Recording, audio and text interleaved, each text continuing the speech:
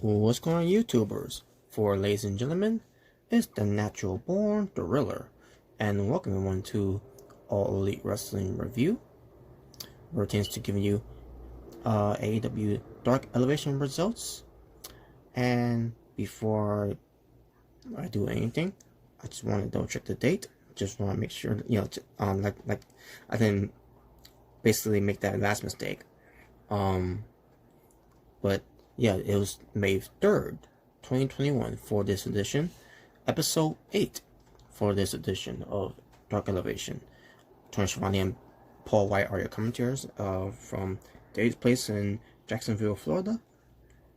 So let's not waste any of time, folks. Let's get right into it.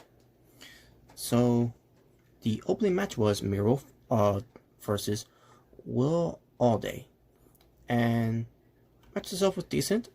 This is showcasing more of Miro being a monster and dominating, as he should have been from the very beginning, instead of doing all these jokes with Kip Sabian and Penelope Ford, along with best friends. So there you go. So after the match, though, Miro got from the camera and says, "Give me your champions." Basically, he wants to face one of the champions. So that was what that was all about. Ryo Mizunami versus Abaddon. As soon as I saw that was Abaddon, I'm thinking to myself, either Abaddon's gonna beat Ryo Mizunami or Ryo Mizunami's gonna win. Sorry about this, folks. You probably don't know how I sound, but I sound a little tired. So forgive me if I'm, stumbling my words a little bit. And not getting the words out, too. So, but yeah, the match stuff, it was decent. So Abaddon won. So, you could say it was a back and forth, but, Abaddon got the win, though. So, John Moxley versus Andrew Palace. Match itself was decent. John Moxley wins.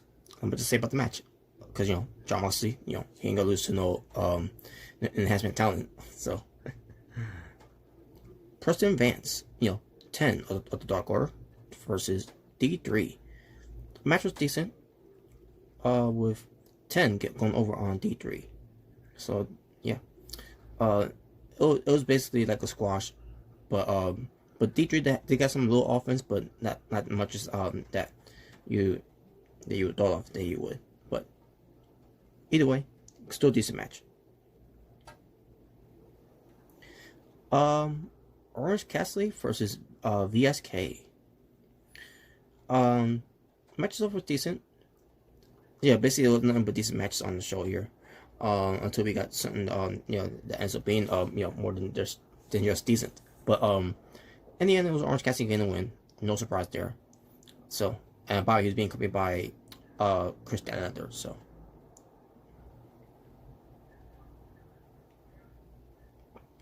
excuse me. FTR, Cash Wheeler and Dax Harwood versus TNT, which is Terrell and Terrence. And matches up was decent. Yeah, like I said, nothing but decent matches until we get to a part that ends up being more than decent, like I said. But yeah, decent tag team match here. With obviously FTR going over because they're going to be in the match. I'm going to be doing an upcoming review of it after this one, pertains to Dynamite's Blood and Guts. So there you go. Vicky Guerrero, she interrupts Justin Roberts. That's going to be her thing, by the way. She's going to keep interrupting Justin Roberts when it comes to doing introductions, because she feels like that Justin Roberts is not doing a very good job of introducing the native beast, Nyla Rose. So this is going to be her stick now, where she's going to come out and interrupt Justin Roberts, and she's going to do the announcement for Nyla Rose. So as that happens, we get to this next match, which is going to be Nyla Rose versus Mandy Rankowski. Mandy Rankowski is looking for revenge for Nyla Rose and Vicky Guerrero for treating her like shit, basically. So this is her way to to try to get back on get to at least get some heat back on Nyla Rose. And the match itself was decent. Again, not another decent match. Rakowski though, she got some good offense, but not enough to go up against the Native Beast, because Native Beast is the game to win at the end of the day. So there you go. Baron Black versus Nick Camarado, being accompanied by the factory of Aaron Solo, Anthony Ogogo, and the leader of the factory, QT Marshall. So the match itself was decent, with Nick Camarado winning. There you go. Red Velvet versus Reka Tahashka, I think that's how you say her name. I don't know much about her, but of what she looks and how she is, man, she's got a good look. She's she's a tall woman. Not I don't, and we'll get to about her, how tall she is. When it tends to measure up with Jade Cargill as well. Because they had a match too, which we'll get to when we get to that, when I play catch up all these reviews for AEW. But she went against Red Velvet, and this match was actually it's been more than decent this time. It was pretty good. So I enjoyed the match for what it was. In the end, it was Red Velvet getting the win. And by the way, I now remember the finish move that Red Velvet does. It's called the Chef's Kiss, because she's coming straight out of your mama's kitchen, where she stirs it up,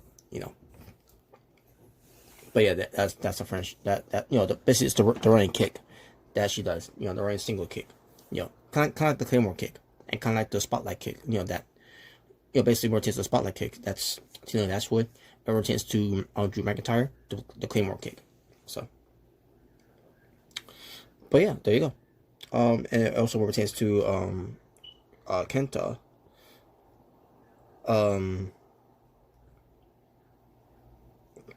Well, he misses the knee actually, but I think he also misses the feet too as well. But I digress.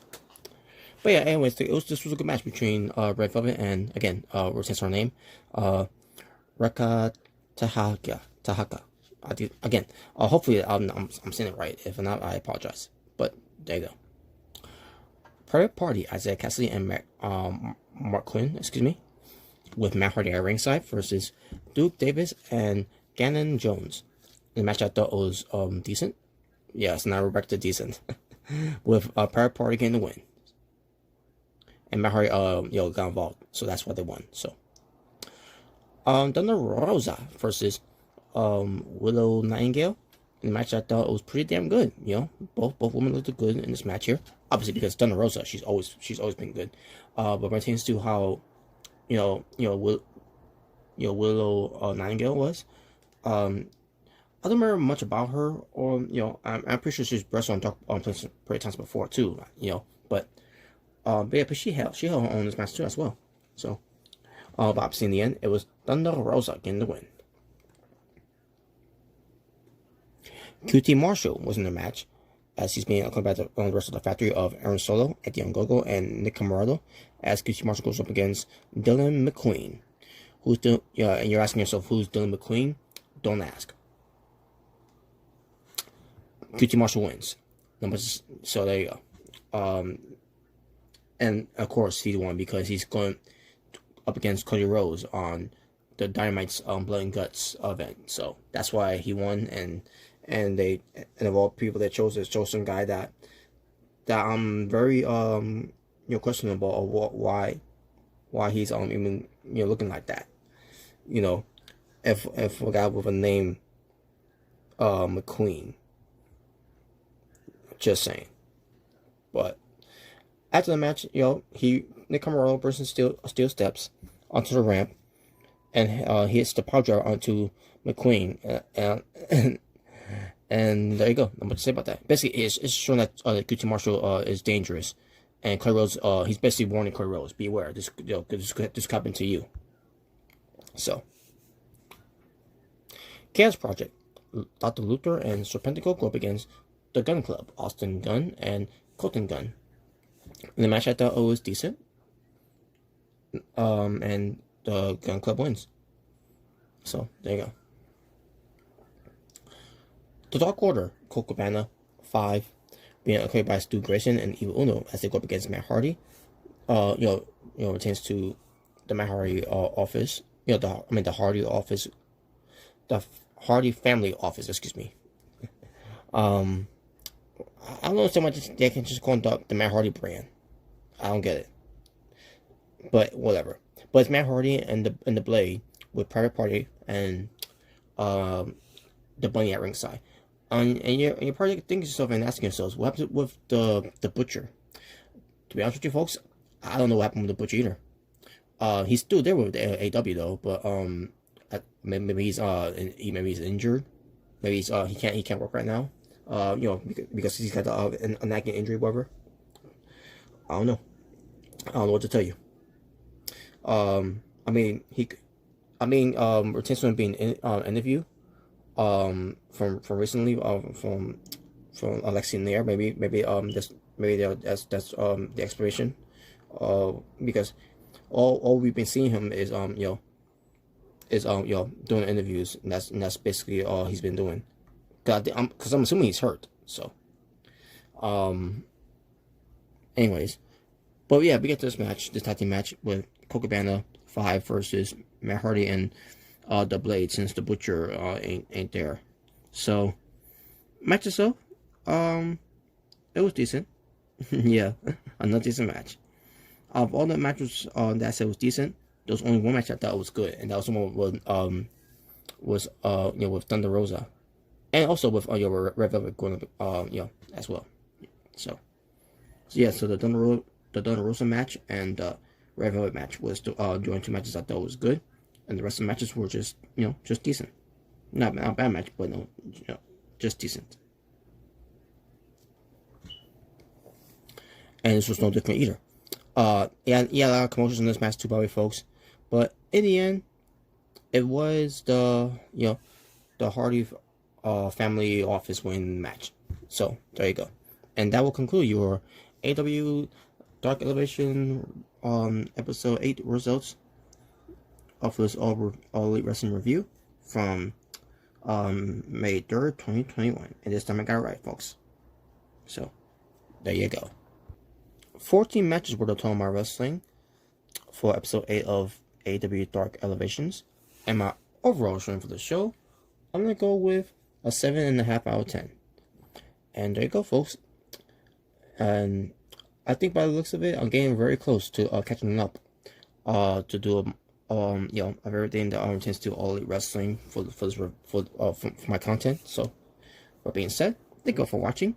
For It's the Natural Born Thriller, saying peace on the streets. I catch you all later. Take care.